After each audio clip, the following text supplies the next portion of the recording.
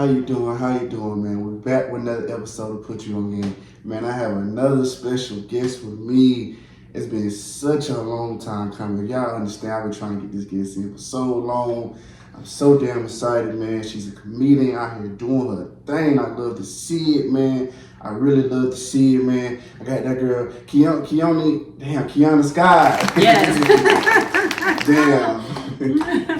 It's okay. Everybody gets it a little confused. They be calling me KEONNA. Okay. KEONNA, but it's KEONNA. Yes, it's KEONNA. It's spelled like it's just the way it's spelled, you right? know? Because I'm so used to KEONNA being spelled a certain type of way. Right, with so the Y, like, I get it. Yeah. With the I. Yeah, so it's I. Yeah, so. Yeah, so I do get it. So I'm like, damn. So like, it sounds like KEONNA, but I always want to make sure I get people's names right. But I'm a lot of dude, man. I'm sorry with that name sometimes, but it's KEONNA. Yes, it's KEONNA. KEONNA. Okay, KEONNA. Let me just forget about what it sounded like. Just KEONNA. Yeah, okay, KEONNA. KEONNA. Just forget how it's spelled, and it actually means gracious gift. So. What it mean? You said gracious gift. Gracious gift. Wow. Mm-hmm. Well, I'm gracious right now. Hey, the video presence, man. The video presence, man. Yes. How you doing today? How you doing? Oh my God, I'm truly good. This is my first weekend off, so I am kind of like happy. I get to rest. I do still have my day job, so. Mm-hmm. But other than that, I am truly excited to be here. Thank you. I know it's been a long time coming. It's been, man. If only y'all knew. This been months. I said, right. Man, I'm not going to quit. You know what I'm saying? I'm going to keep trying. Right. I'm going to keep fighting because I have to make this work. You know what I'm saying? Definitely. When you really want somebody or you really want something, you're going to go after it regardless. Right. And I appreciate that. Thank you. No problem. Because I feel like I'm a truly understanding person because I understand life happens. It does. And sometimes things just comes up. Yeah. You know what I'm saying? And sometimes, even though it sucks for the other person, I try to be understanding because I do it too sometimes. Right. You know what I'm saying? Sometimes like, damn, this came myself, I can't even do it.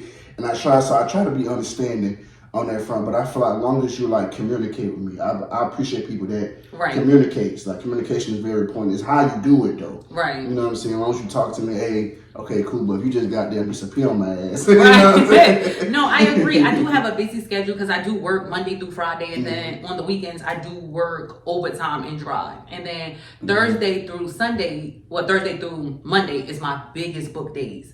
So it's like I'm extremely booked, and it's like I have to be at these shows at 8. The shows last till about 12, and it's like it's so much that be going on, and I just be wanting people to understand, like, okay, I'm sorry, I don't always read my DM. There's people like, if I don't go to it's people like, I'm like, oh my God, I missed it. Like, they were trying to book me for October 16th. I missed that completely. So I be trying to tell people like, just take down my information, my number, everything is there. So when you do want to book me, you have that opportunity too, because I am extremely busy and so many people are pulling me to, perform at their shows or, private events or whatever the case may be. So. Okay. So what have been some of your goals for this year? And if you accomplished those goals, what were those goals? Well, to be honest with you, one of my goals for this year was to be a part of the Laugh and Skull Festival. Okay. And for so many years, I have applied twice. Okay. And we all, they have their history or whatever with, discriminating against Black comics and things to that nature. It was always, It was always rumors. So it was always, it was discrimination among, Black comics within the city.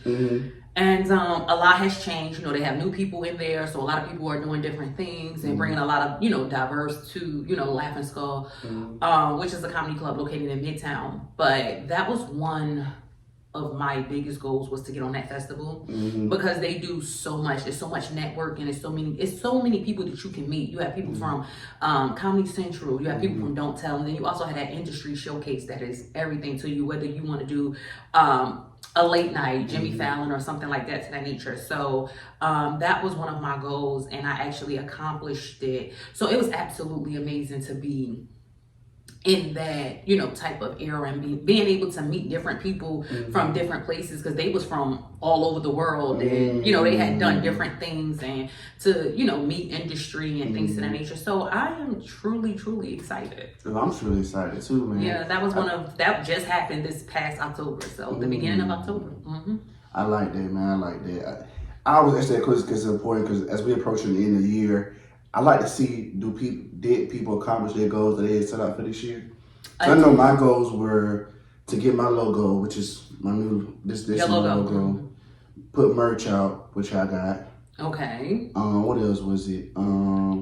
Intro. I'm working on the intro. That's still gonna come out this year. I may squeeze it in December. We gotta get to it. It may squeeze in December, but that's coming out this year. Right. So I pretty much accomplished. I said I want to go out and do more events. I wanted to just get out more. I did that. Okay. So pretty much every goal that I set out for myself this year, I did it. So right. Congratulations. I appreciate that. So 2024 is about doing more, doing it bigger. Right. You know what I'm saying? It's always getting better each day and stuff like that. So I always like to ask that question to start off because I yeah. want to So 2024, I'm looking for at least that is a goal that I have accomplished, and also to make a weekend regular at the Laughing Skull, which I did. So I did accomplish those two things. They was on my list for years, and now that I am back and I'm doing what I do, because I did take. Of course, we all had that little break during the pandemic. Yeah.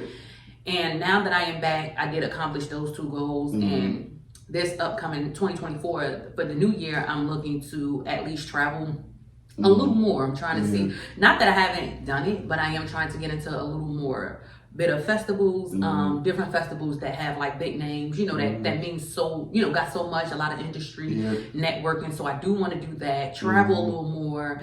And also to finally put out my 1 hour special. So you're working on a special? I am working on it. That was you're the first person to know. Like, the world knows. Oh, let's go! Hey, man, that's fun. I know since I've been pumped up for this shit, man. Hey, I am working on that. Being patient, all good things come to people that wait. Right, I am waiting very patiently. I'm not in no rush. Okay. Because for some reason, some people say, well, you could just go ahead and just throw it out there, just do what you do. But I feel like it's more important for me. I need this special to be everything, and I want a lot of people that support me, and then I want to do it in a place that is familiar to me, so it's just a lot that is up in the air right now, but 2024 I am looking to do my first comedy special, okay. And so put it on major networks, hopefully Prom or Tubi jumping right now. I'm looking to do that, so that is something that I am looking to accomplish in 2024. Okay, man, I can't wait, man. So let's take it back to the beginning. Where you from, man? Where you from? I'm a Jersey native, so I'm originally from up north. Top. I am a Jersey girl. Okay. North New Jersey all day, Brick City. Okay. That is my home. I love it. I have been in Atlanta. Well, I reside in Atlanta, so I've been here for about maybe 10 years. Okay. February will be 11 years that I have, been in Atlanta. Okay. So talk to us about that transition from moving from Jersey to down here, and why did you come down here? I had started comedy in New York, because you have to remember at that time Jersey did not have what they have now. Like, they did not have like a lot of rooms and things to that nature. So we was crossing the bridge to go, do comedy and things to that nature. And what really pushed me to do more so of comedy was I was a traveling nurse at the time, and I wound up getting a position in Atlanta, and I was like, I'm just gonna do my little 2 years here, for traveling, and that's it. I don't, I'm not gonna come back. And then I wound up going to like a comedy club, and I was like, yo, this is what I do. Like, I was doing this up north, like, what's going on? And I wound up coming down here and falling in love with it. And one of my last shows that was in New York City, I would never forget, it was like an open mic. And I was at the Gotham, and they were like, the man pulled me to the side, and he was like, you know what? People are laughing, like, you funny. I just don't feel like you gonna make it. I just don't feel like you have what it takes to, not for this type of club like that. And I was confused, because there were people that was up there talking about, pussy, vagina, like they was just talking about everything. So I was confused, because I thought I was like relating more at that time. I thought I was a little more relatable, because we were talking about kids and odd jobs and stuff like that. So I thought that I was more relatable, and that pushed me like over the edge. Like, whoa, like I think maybe Atlanta might be the best thing for you. Mm-hmm. And that's what I wound up doing. I wound up packing up my car, putting my kids in the car with me, and driving 13 and a half hours to Atlanta. I had already had a house and everything, you know, in position, and I wound up doing comedy down here. And I'm not gonna lie, at first, I guess I'm new to Atlanta, but not new to comedy. So a lot of people thought I was new. And people were like taking me under the wing, let me do this, let me do. I'm like, oh, okay, they really. And then you get into the scene, you're like, okay, this is where. Okay, oh no, they using me to make it seem like they're better, like they helping me out. So it wasn't that tight. But Atlanta did give me so many opportunities to open up for so many people that I don't think I would have never got those opportunities up in New York or even in my city, New Jersey. I didn't think that I was going to ever get those opportunities, but Atlanta did open the floodgates of comedy for me. So I am truly thankful to Atlanta. Okay then. So did you end up going to college? I did. I actually attended Essex County College. I did nursing, of course. And yeah, so, you know, I did nursing or whatever, and I wound up getting a job at one of the best hospitals in Claremont, Mass. Is located in Belleville, New Jersey. And I was a CNA at that time, and he was like, oh, you know, we'll pay for half of, you know, your class. If you go through us, we'll hire you as a RN. And I was like, okay. Yeah, I heard RNs make a lot of money.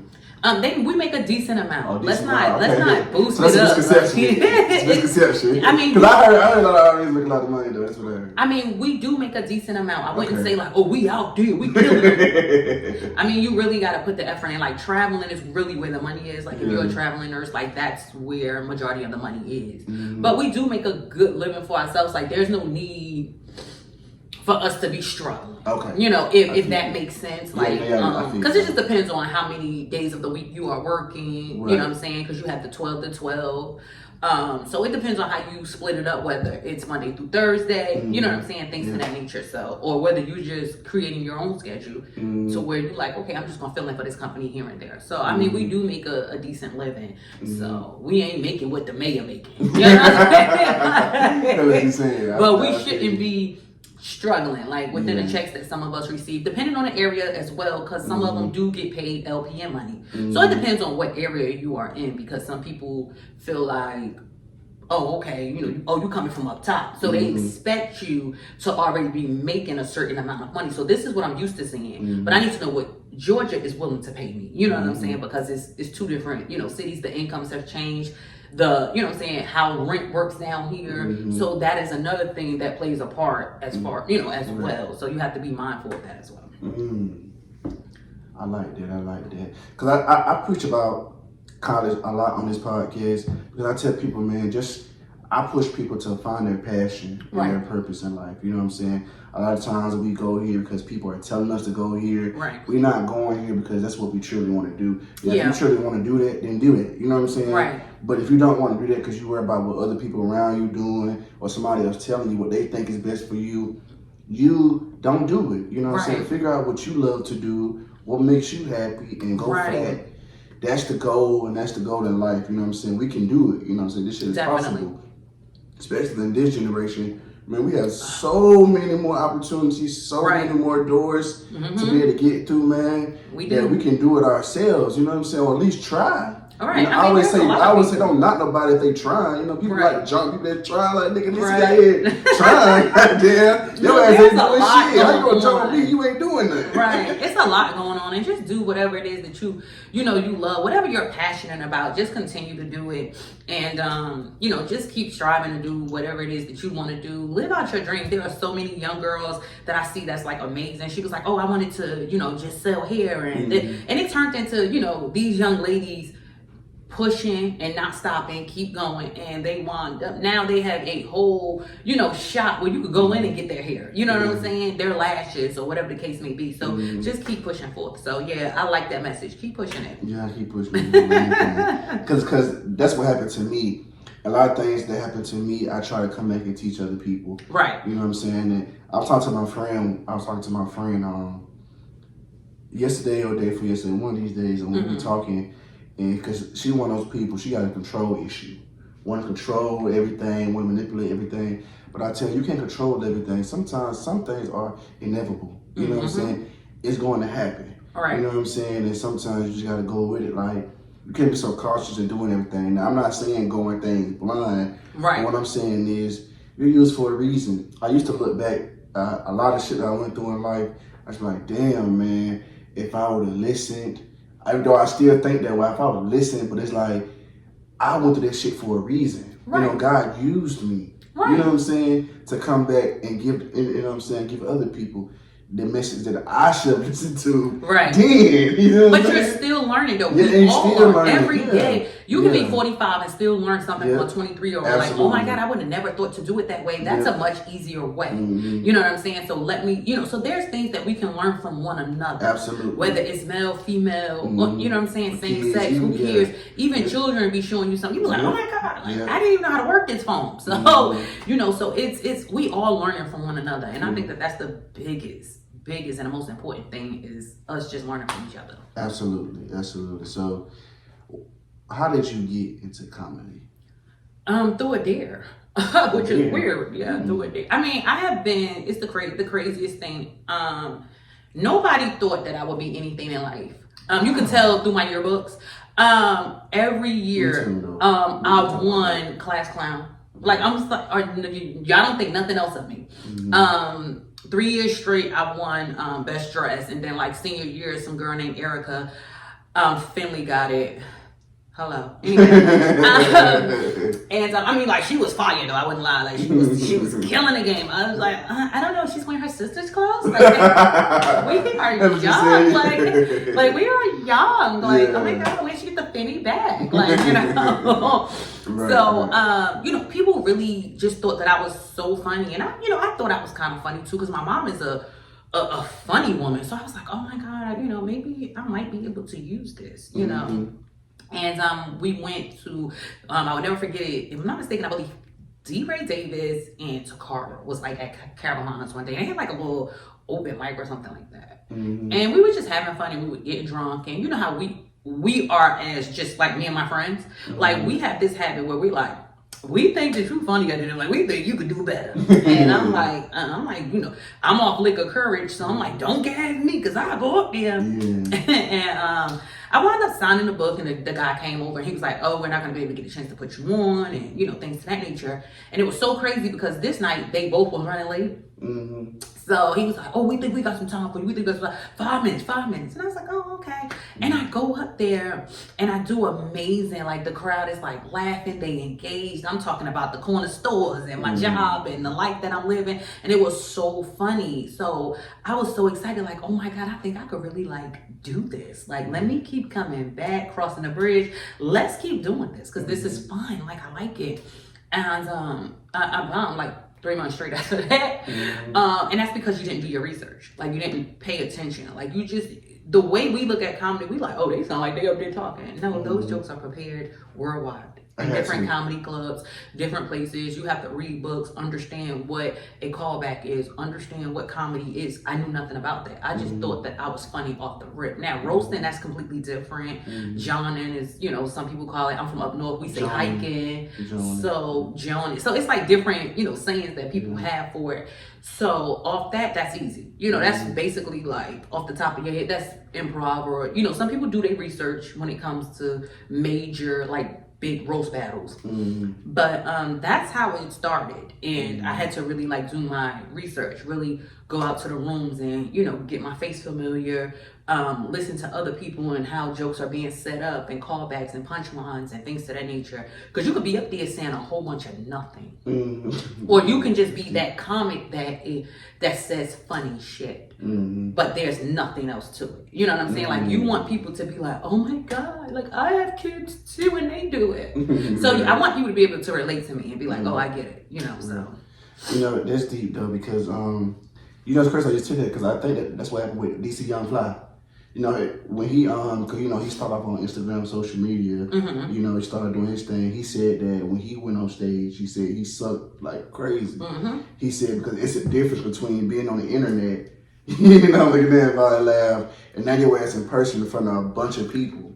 he said it's a difference. So he had to go back to the drawing board, look at Martin, look at all those other people. Look at the concepts, how they set jokes up, how well, things. And that's what I had to do. I was funny that night. It could have been, you know what I'm saying? People was off liquor. It could have been anything. I was funny that night and thought that I had it in the bag. And then when I tried to do it again, boom, I was bombing. I bombed 3 months straight. I will never forget it. It's clear. It's clear. I was completely horrible. So what kept you going?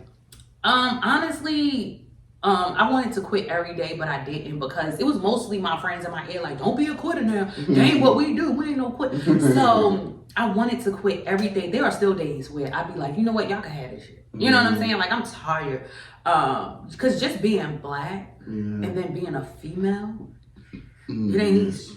You know what I'm saying? I'm still going through the struggle of just having to deal with white comics still not being treated the same. I'm still not, you know what I'm saying? So I'm still dealing with that in Atlanta. Regardless of wherever you go, you're still going to deal with that. You know what I'm saying? So I have to understand that I'm just there for diversity, to make it look good. That's it. And as long as I go up there and I do my thing, I can't care whether they honestly like me, whether I'm their favorite black comedian, whether I'm their favorite black girl. I can't worry about that. I gotta go up there and do me. Because in the back of their minds, they want me to bomb hard. They want that white girl to have that look over me. You know what I'm saying? Oh, you were the funniest tonight. They be wanting that. And sometimes if I'm there, it just doesn't happen.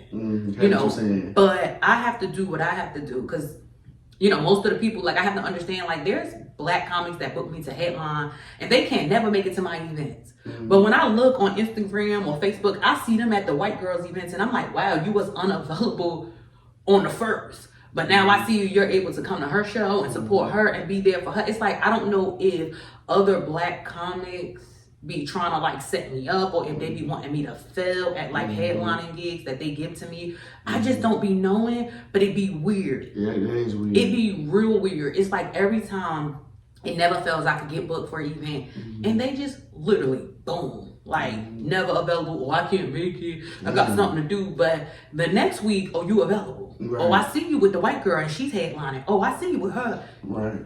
So it's just weird to me, but hey, you gotta keep going. You can't let these people discourage you. So. That's true. So what have been some of your biggest challenges so far? Just not being accepted everywhere. That. My biggest challenge is being funny, but having white men within the industry feel like I'm not funny enough. That bothers me a lot. And as you listen to their material, you in your mind, I don't think you're funnier than me. Because that's the confidence I have to have with these people. But in their minds, they ain't seen enough comedy, they done put on this, they done did that, they running shows, so they feel like they know it all, So me being in a room where you have maybe white men or you might have white women tell me that I'm not good enough. Or things to that nature. So that's one of my biggest challenge that I have to really look at and be you know what, thank you for your feedback, I appreciate it, and move along. I used to let it bother me. I used to be that angry black woman, and I think they enjoyed that a little bit too much. So I had to tone it down and be going crazy on the phone. I appreciate it, thank you. All these Instagram banners, it's so much. TikTok, I had 8 pages on TikTok cussing them out. And it's just crazy. So I have to learn how to be you're not gonna be everybody's favorite black girl. You're not gonna be everybody's favorite comedian. Some people ain't going, That's true. So I'm learning to thank you, I appreciate it, thank you for your feedback, and move along. Because I think kindness is killing people a little more. Some people want to argue with you. Too. I'll tell people kill them. Yeah, some people want to argue with you. Some people want to see how they just got you, and they, because I face say everything. Sometimes somebody could walk up to us and be like, you know what, I went and did the shoes with the dress, and then it shows in your face, But then sometimes you have to relax and be like, well, too bad you're not wearing it. Right. You know what I'm saying? So you have to learn how to be able to just maneuver and do otherwise, and that's what I'm doing. So man, let me tell you something, man. I salute you for that, man. That is for you to deal with that and still keep going, I always say, I know life is hard for Black people, but I feel like it's 10 times harder for women because y'all it's just a lot for y'all. Y'all stereotypes of being overlooked, you know what I'm saying? You gotta look the part, all this type of stuff gotta be, it's just a lot for y'all.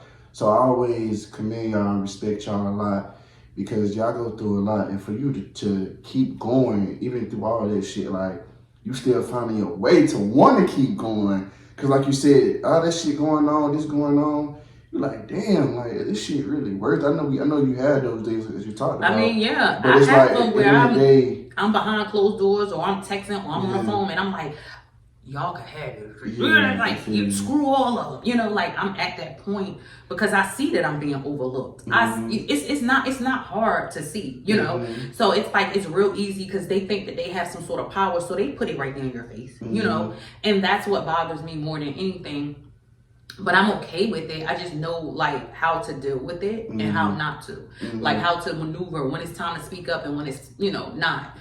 It's really, like, an issue with me when I'm like, you know what? Y'all can have it. I ain't about to let y'all ruin my day today. I'm having a good day. Now, I might go home and cry about it, but you would never know about it. You understand what I'm saying to you? Because every day that I continue to get booked, I'm going to still give my best. You know what I'm saying? I'm going to do what KEONNA Scott is supposed to do. Because that's the reason why I'm here. It's never about you. Never. That's true. It's about me and these other people that are out here, in this audience that have never heard of me, don't even know me. You know what I'm saying? So let me do what I need to do for them and keep them laughing. So it's just crazy how, it's just a few. It's not all my people. It's just a few Black comics within the city that run rooms and, they feel like, because this white girl has a name attached to her or whatever, that she might be the best within the city or this or that, or she might have looked him out years ago. I don't know. But it's just the overlooking, like, and not getting the opportunities, that you feel like you deserved, Like, there's some times where people be like, I mean, we don't want to hear about sex. And I'm looking like, have you heard my material? I don't talk about sex. I mean, I mentioned one or two things, but other than that, my whole bit is not about sex. It's basically about my life and my job and, being a part of the LGBTQ. Like, that's what my life is about. I don't know if you listen to my set. And then the comics that I see pick are white, and I'm like, that's all they talk about. So it goes to show you, like, okay, I get it. You know what I'm saying? So.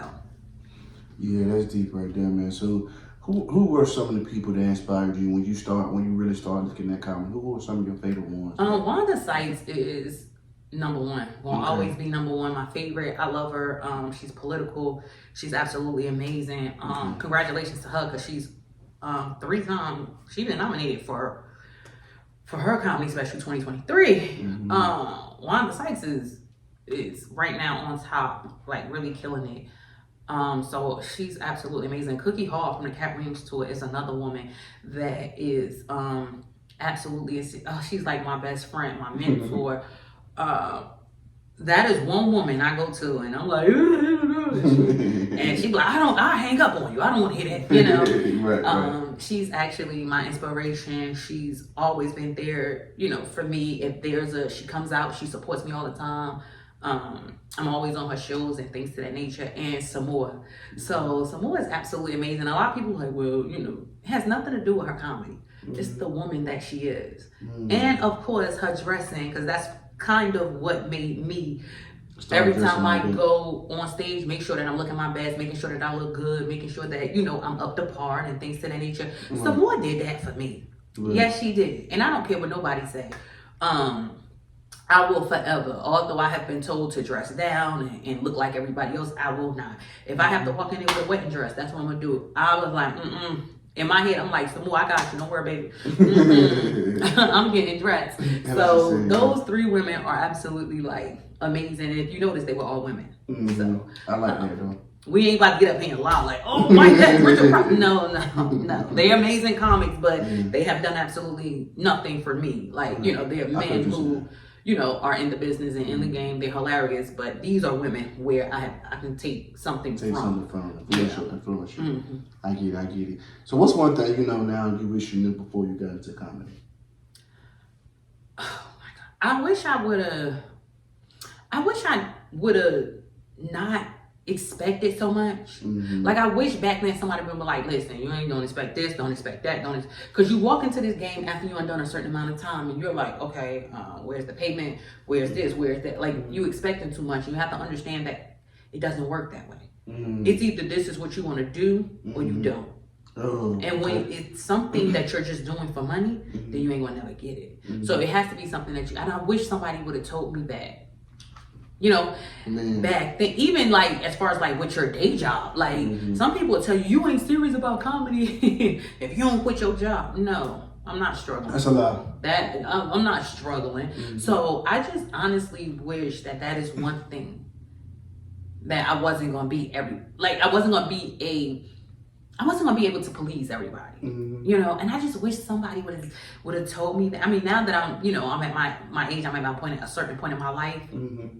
I understand it now, but I wish back then, because I was like I felt like I was like just on everybody's heels, like you know what I'm saying, being a kisser, you know, and I didn't like that, so I had to kind of like, you know, fall back and be like, okay, listen, it's either everybody's not gonna like you. This ain't gonna happen. This ain't gonna happen. This ain't gonna happen right now. This, you know what I'm saying? But plan it out, put it on your vision board, do whatever you need to do, and things will get there. So. That's one thing. I'm glad you said that. You know what I'm saying? Because that's the first time people ask me about podcasting for my advice on it. Right. And the first thing I always tell them, ain't no money in it. That's the first thing I say, because the reason why I say that, because of what you just said. Don't get in here and think you're finna make a lot of money. Don't let this shit you see on social media, don't let these folks fool you.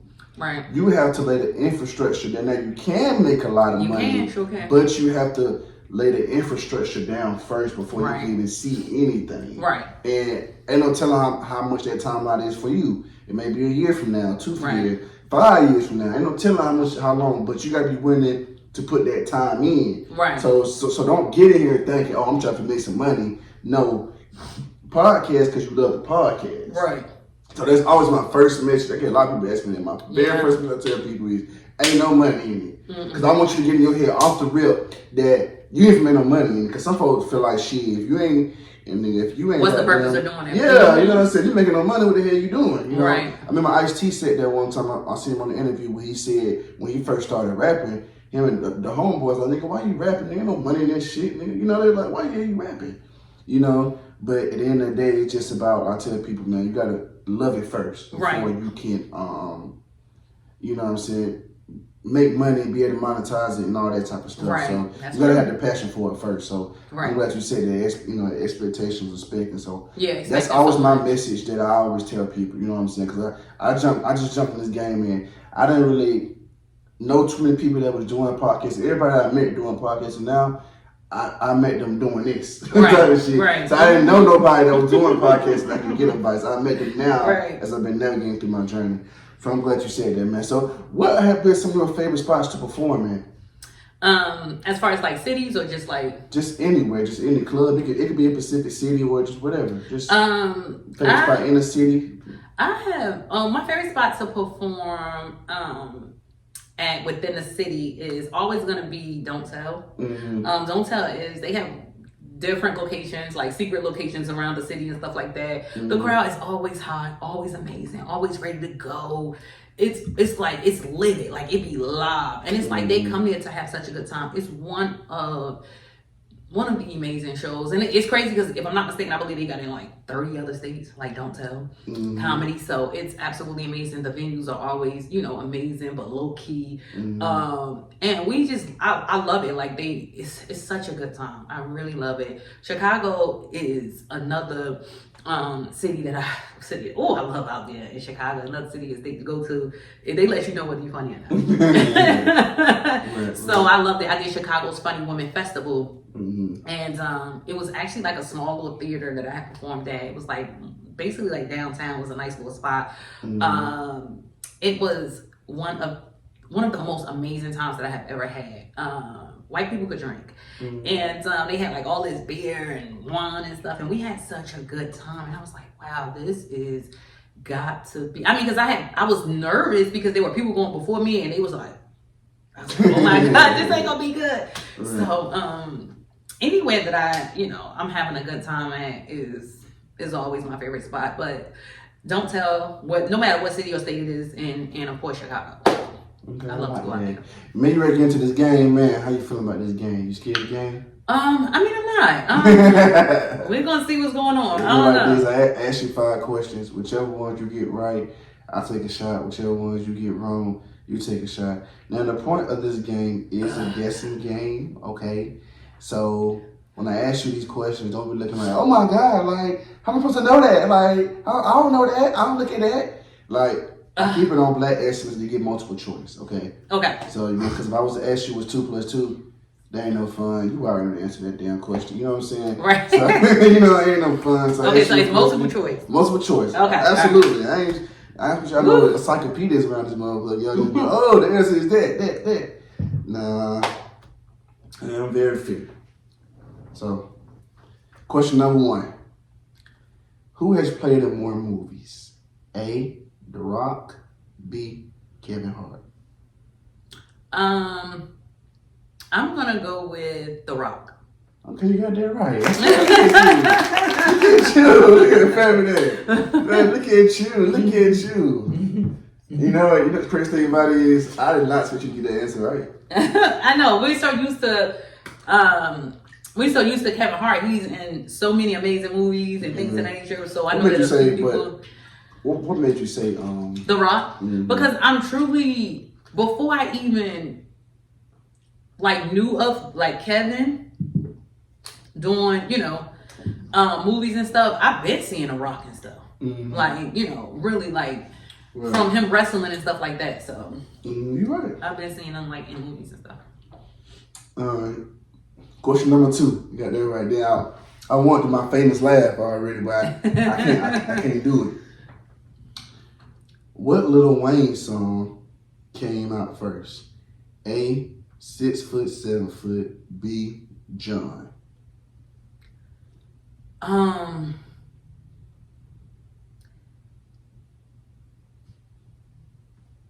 gonna have to go with John. That's wrong. Oh my God, that's wrong. Yeah. That is crazy. Really? Are you sure? I don't know. I'm sure. I am positive. Let's go, man. Let's go. I still, to this day, have not been beat 5-0. I've been beat 4-1 probably about 6, 7 times. 3-2. And I beat everybody else the same way, too. But I've never been beat 5-0. That streak continues. So let's keep going. That is weird. I thought it was John. Right. I gotta feel you might get this right. This might be too easy. What franchise grossed more money? A, Rush Hour. B, Friday. Okay, what franchise? Mm-hmm. Like 3 Fridays, 3 Rush Hours. Which one grossed the most money? Grossed the most money? I'm gonna say Fridays. That's wrong. What? It's not. I actually thought you would get that right. Rush Hour? Yes. I don't see it. You got to remember, okay, when the first Friday came out, right?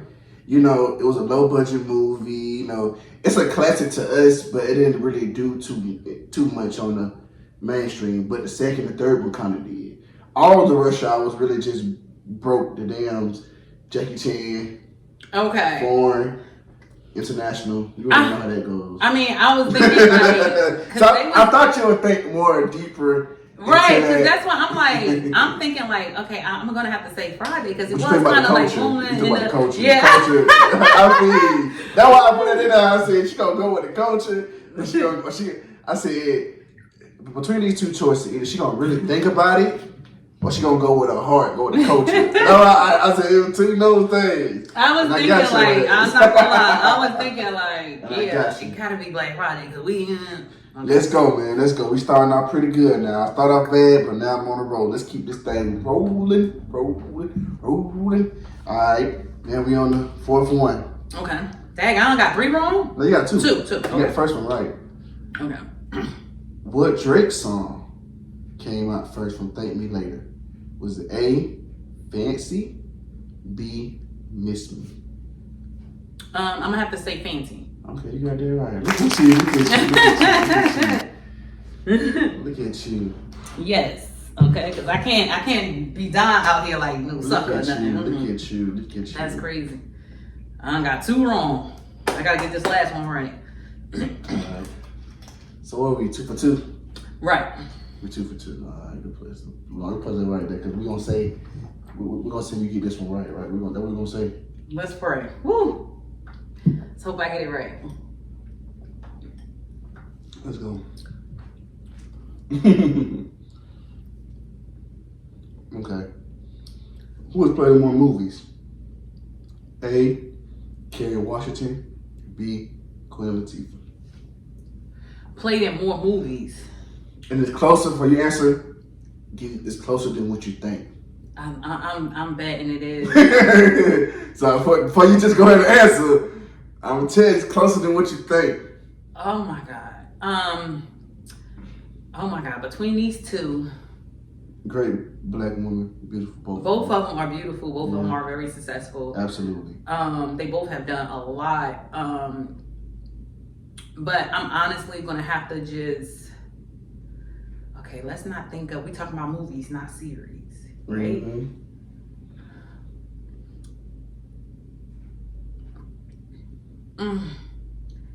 That is close. Yep, talking about movies. Okay, so not series. Okay, so I'm just gonna go ahead and take the risk. Okay.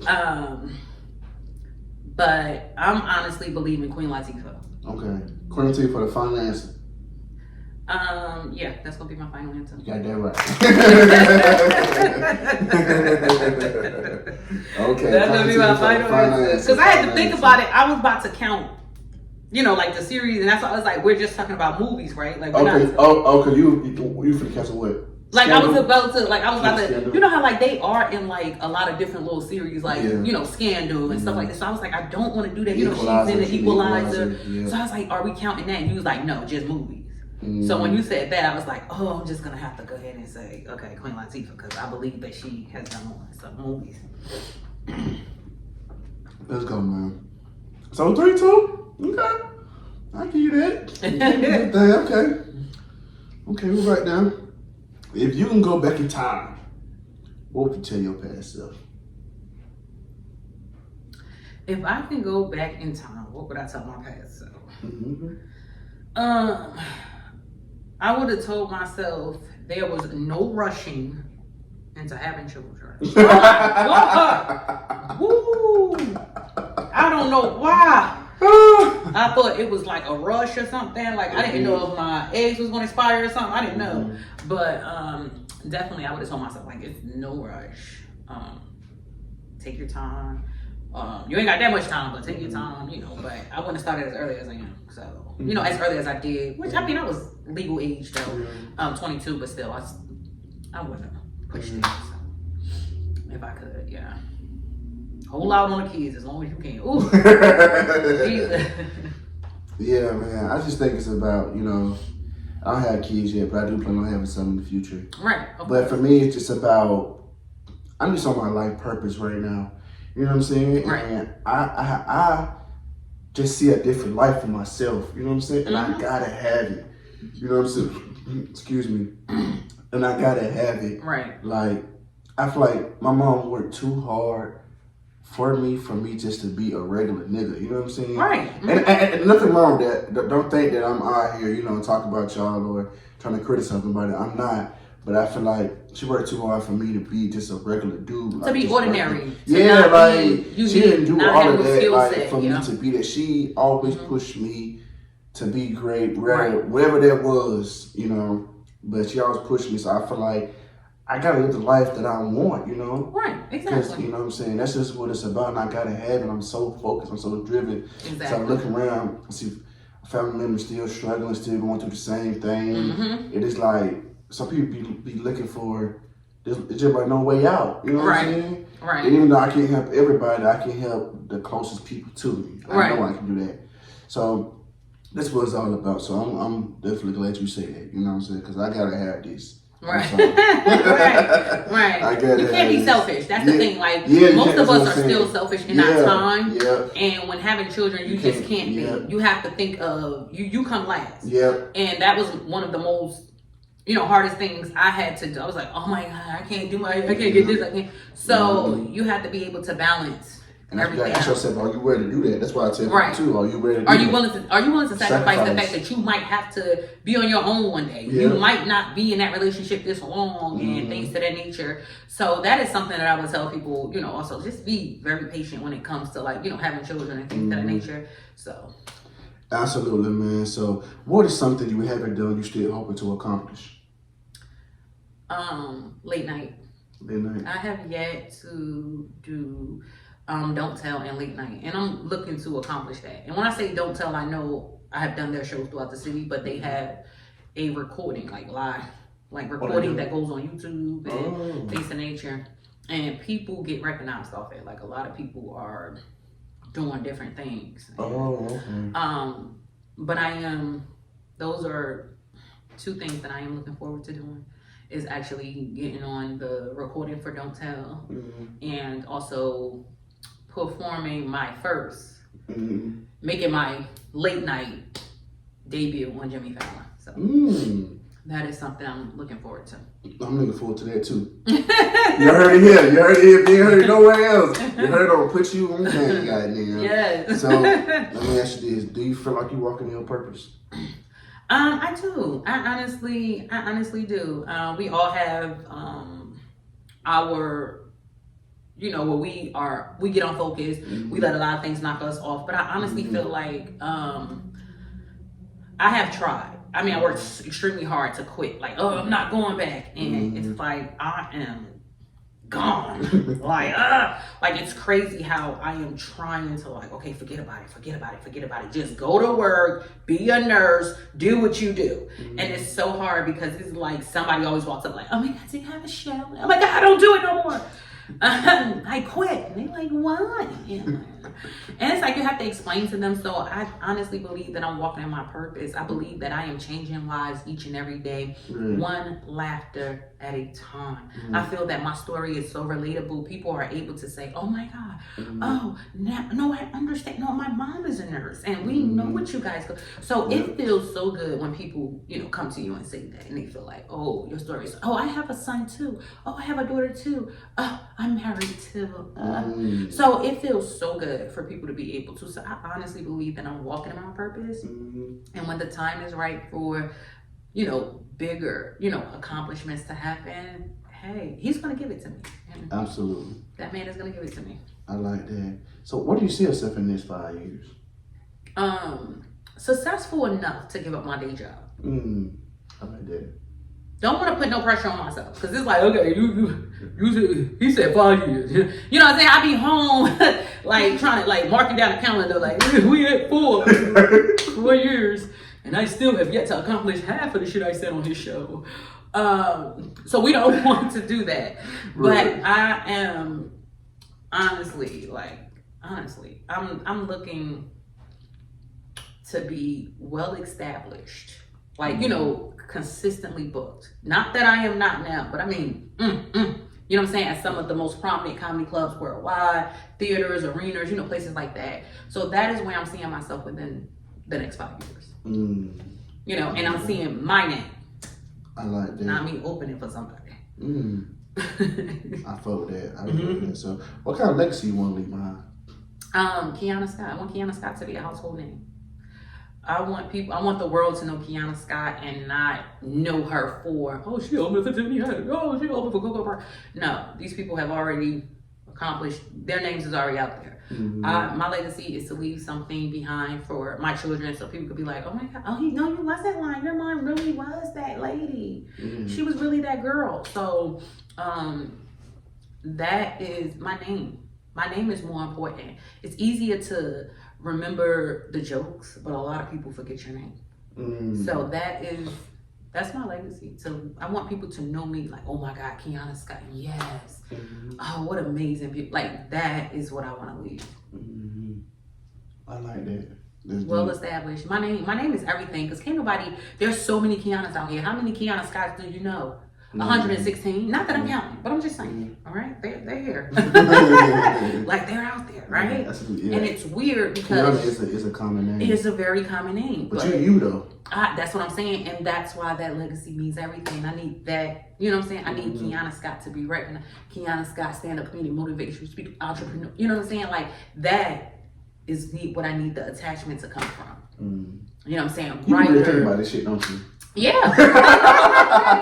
Like I go to bed dreaming. I can tell you. I go to bed dreaming. Entrepreneur. I'm like, you think of this shit, don't you? You make your head like, God. You know what I'm saying? When you read Google, you be like, oh my God, that is rough.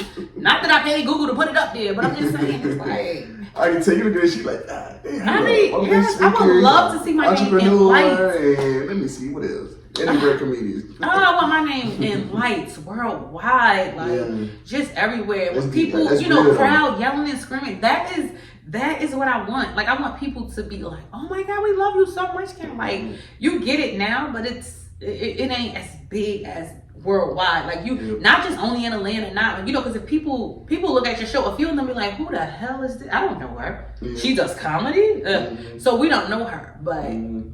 I want everyone to know me. Like, oh my God, that's KEONNA Scott. Yes, honey. So it means everything. I like that, man. So what's the biggest misconception of you? A lot of people, the crazy part is a lot of people think that I am pure evil. Wow, really? Your spirit doesn't give me that. They think that I am. I can feel when people are evil. Stuck up, and they feel like you kind of look like that though. I am a bitch. You know, like they feel like I'm that type of person, and I'm not. It's crazy how many people have came to me and be like, "Oh my God, I would have never thought that you was this cool. I would have never thought that you was this person." They said that you. Never mind. But anyway, yeah. You are really cool. Thank you so much for all the information. You know, like things to that nature. Like the way that people talk about me, you would think that I am pure evil. Like I am the most, like I just hate everybody. No, I just hate you. You know what I'm saying? Like we have an experience. I like that. You get what I'm saying? Like we have an experience that might have happened. Some money might not wasn't given up. You know what I'm saying? It could have been anything. Or you don't like me because I'm beefing with one of your friends, whatever the case may be. But for you to put that in that woman's head and, have her thinking that, and then when they meet me, they like, oh my God. And then there's people that walk up to me and be like, I have heard nothing but professional and amazing things about you. So it depends on who's telling it, Who's telling the story. Or who you asking. Like, oh, hey, do you know KEONNA Scott? Because I don't know her. You know what I'm saying? And they know me clearly. We just did a show together. And I know you in your mind, you're like, I just saw y'all on a plane together. So, yeah. Yeah, it is crazy, but like I said, I'm an evil person, I don't judge a book by its cover, you know what I'm saying? So even though I may say that you look a certain type of way, I don't naturally think that. Because of what I came to realize that I've been wrong so many times to the point it's like, you know what, dude, just get out your head. Whatever your initial thought is, just get out your head. Let the people show you who they are. You know what I'm saying? Stop just thinking that you just know motherfucker. Like you just psychic. Like you just can tell who, no, let me just let you show me who the hell you are. Then I'm gonna go by that. So that's not the only, like, even when I walk, like, say for instance, another misconception about me is people don't think I'm funny. And if they do think that I'm funny, I'm one of those comics who talk about sex the entire. Like they immediately think that about me. And it, like you said, once again, it's because of the outside of the book, or maybe the way I'm dressed, or whatever the case may be. So they will automatically assume, oh, this woman is about to talk about men. She's a woman basher. She don't even look funny, and this, that. It's so much. And I be like, and then when I go up there, and then be like, oh my God, yo, bro, I don't even think, yo, you did that. I'm like, bro, get out of here. Like, you know what I'm saying? Like, you was the main one in the corner. Like, she don't even look. I mean, she alright. She don't look funny, though. So it's crazy how they, just immediately, like, off the rip, just think whatever. Because I always tell people, there's a difference between, because, like, funny, right? Like, I'm funny. People would say, I'm funny, you know, so I make people laugh. But that's the difference, and you know that between being funny in a social setting with your friends, right? It's completely different. Laugh. It's completely different. Yeah, they make it. You're going out on trying to tell folks that and making people laugh that you have that don't know you that have. It's two different types of things. I tell people, you know, I know I'm funny, but I'm funny in a social setting. You know what I'm saying? It's a difference between getting on stage and actually telling jokes back to back to back to back, right? And make people laugh and shit. That's a whole different type of thing. Yes, it is. I guarantee you, I cannot do this shit at all. You know what I'm saying? But that's why I'm trying to explain to some people. Because some people be like, "But I could be a comedian." I'm like, "Bruh, you're funny, but do you understand what a comedian actually does? Right? You know, they don't just look on TV and think, oh, because the main concept is funny. Yeah, you're funny to us, but nigga, I don't think you're a comedian type of funny at all. And I don't think that. It is hard. Not trying to shatter your dreams, or shatter anybody's goals, but I'm just being real. Like, there's a difference, bro. Yeah. There's a difference, and you can tell when somebody you kind of can tell when somebody has that kind of flow to them, you know. But just how they tell jokes, how they act, you know. You can kind of tell. So I just had to throw that out there because I know I got a lot of folks. Y'all know who I'm talking about too. Y'all know exactly who I'm talking about when I'm saying this. Like, people out there just think they just so damn funny. You funny. I laugh, you know, in the social setting, but it's hard work. Yeah, it's a complete different setup and everything. Like, it's completely different. Like, you walking out there and you like, oh my God. Like, you know what I'm saying? Like, so what's the most embarrassing moment you ever had on stage? My most embarrassing moment would have to be before I went up. We was at the Laughing Skull, and we were having, like, people were just sitting around eating candy and stuff, and I'm grabbing a handful of them and I'm eating them, and no one told me that they were edibles. No one told me. No one said, don't touch this. These are edibles. You're not, you don't smoke. You don't, you don't do weed. You don't have anything to do. I was like, oh, okay. Nobody said nothing. After 3 comics, I'm 4th. I go up and I'm excited and I'm out there for about maybe 3.5 minutes. And I'm moving and nothing is coming out. Nothing. Not a word, but the crowd is laughing. So I'm confused, like, what am I dreaming? Because I'm thinking, like, like I'm saying something, but it's just all hand gestures. Like, it's nothing, no words are coming out. That's how relaxed the body got. To where I couldn't even say anything. And I'm like, oh my God, I'm thinking I'm killing in my mind. Yeah. And one lady I hear yell out, she was like, is anybody going to tell this bitch? And I was like, what is going on here? And I finally see, like, the light, and it's like flashing. I'm like, oh my God, it's already that time, And I just get off stage, and then everybody was like, what is wrong with you? And I was totally confused, and I was like, what do you mean?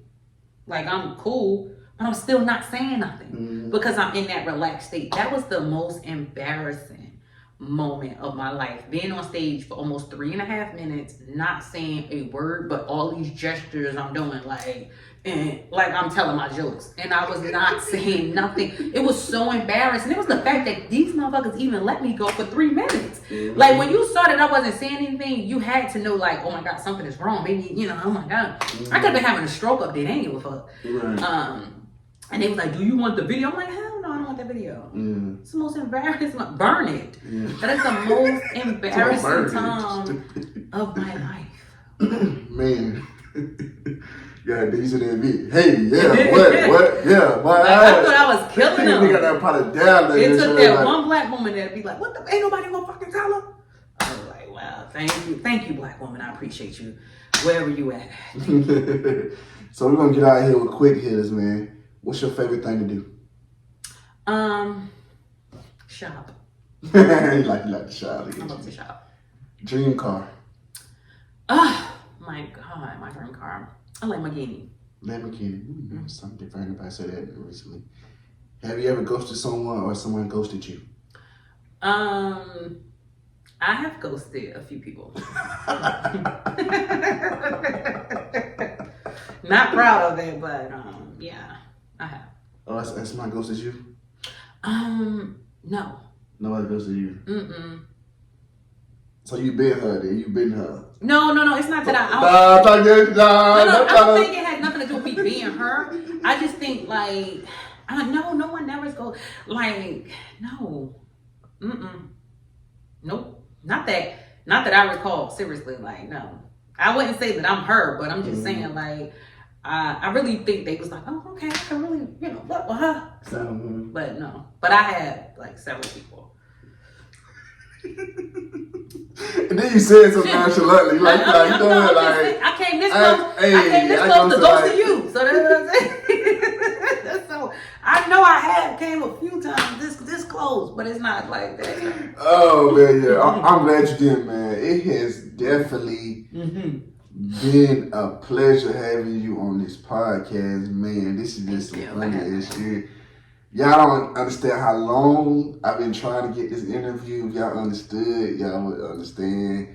Man, it's just, I love to see you out here doing your thing. Thank you. You overcoming so much, and you just pushing the envelope, and that's all we gotta do is continue to push the envelope. And what you're saying about black comedians and stuff like that, and what y'all going through, especially women. We need more ownership involved. We need more black people involved with that. Right. Instead of all these white people that you're consistently dealing with or have dealt with. We need to change that narrative. Instead, by you going through that, once you get to the spot you want to be at, you're going to be the one that change that narrative. Right. Because you see the problem. Right.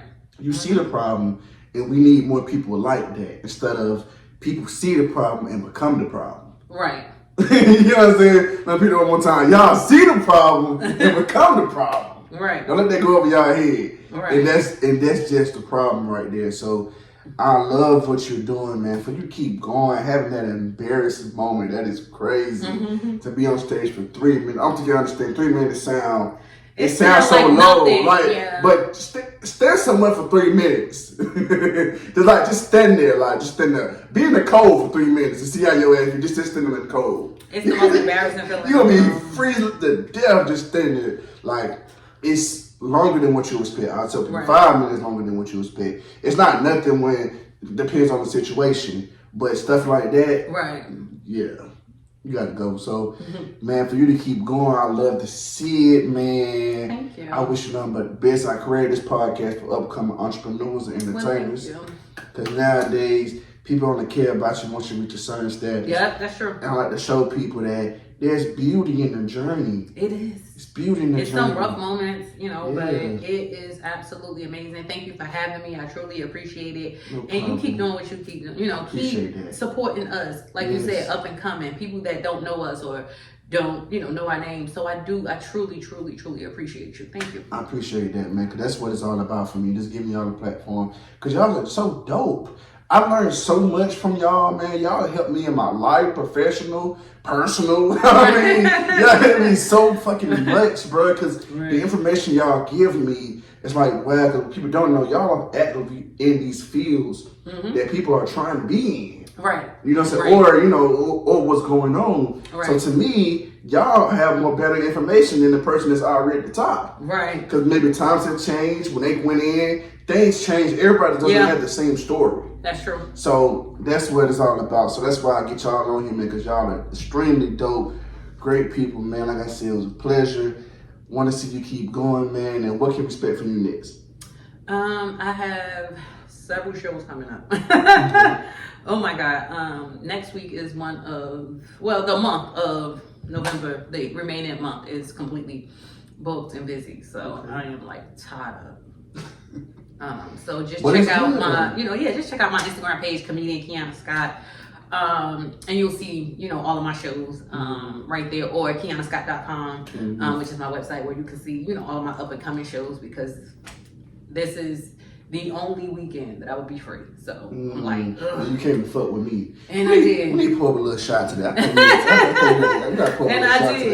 you came and saw me on the whole weekend. You came to put you on game. Yeah. I respect the hell out of that, man. Thank you so much for coming on here, man. And then you came on time. Yes. Not black people's time. You know, so I appreciate it. And that's crazy because I be late to my shows. You didn't come in. Hey, this is a build up. Like we had to get this going. You know what I'm saying? We had to get this going. We had to do all this, man. Thank you for coming with you. Got toast. Yes. Let's do this. Thank you again for coming up here, man. Like you said, this is what it's all about. I love your new shows, your special coming out. I'm gonna come to one of your shows. So I want to see what you're talking about. So yes, please. I'm gonna come out there. I'm gonna sit up front row with a shirt on, look at you, yes, what you're talking about. Please. Don't join me though, okay? Don't join me. That's for people that ain't got no jokes. No, we good. Ooh, okay. So I don't bother the crowd. People. So basically, when you join people, you really got no good joke, pretty much. Yeah, I mean, if it's not a roast battle, if I'm not hosting, that's not my job. My job is to go up there, do my set, and get out. Not to make people feel uncomfortable. That's why most of the seats, people think that our shows are empty because the front row is so cleared out because nobody want to sit in the front. Because they don't want to get joined. Right. Exactly. But we also live, let me let people get out here. When you tell your jokes, though, how do you construct your jokes? Because we live in a time where it's so sensitive, the world is so sensitive towards everything. So when you say anything, you're afraid of getting canceled, you're afraid of everything. So how do you go by your jokes? How do you run it by people before you say it? Like, how do you run your jokes? I honestly stopped giving a damn about what people think a long time ago. Because if I allow you guys to do that, then I'm not being me. I cannot accept that you have yet to heal because it's not your story, it's mine. So I feel like if I'm telling my story, it shouldn't bother you that much because it's about me, not you. Right. And I talk about a lot, whether it's pro-life, pro-choice, abortion, whatever it is. I speak on it because I feel like I have every right. You listen to male comics talk about it 24/7 and you guys are like it's hilarious. But when a woman do it, you feel like, oh, I think I have the right to speak on that because is it or is it not our bodies that are experiencing it? And to hear a man do jokes on it, it's okay. But when it comes to y'all, so I definitely prepare my jokes not around what people think. I take the risk of whatever comes at me. So whether they like it or not, I don't care. I'm going to continue to do it because it's not your story. It's mine. And I want people to understand you're coming to a comedy show. So there's going to be things that it's not like I'm being offensive. You know what I'm saying? Like it's a difference from me just being offensive and me telling my story. I'm just telling my story. I'm not disrespecting anyone or anything to that nature. That's one thing I have learned in comedy that I'm not with all that. Like I'm just here telling my story. This is what I think. This is, what I believe in. That and the third. So I am very, I do sometimes watch what I say or how I say it because sometimes you have to build people up to it. You can't start off with it. You have to like ease it in. And then people are a little more comfortable with it. So yeah, do I change the techniques of how I present the joke? Yes.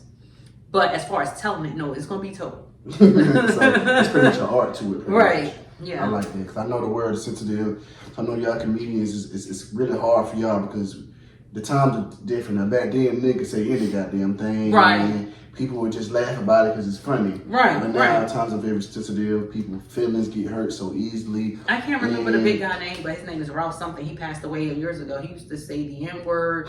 He used to talk about the Jewish fat white guy all the time. And he was on everything, and they accepted him. So miss me with it.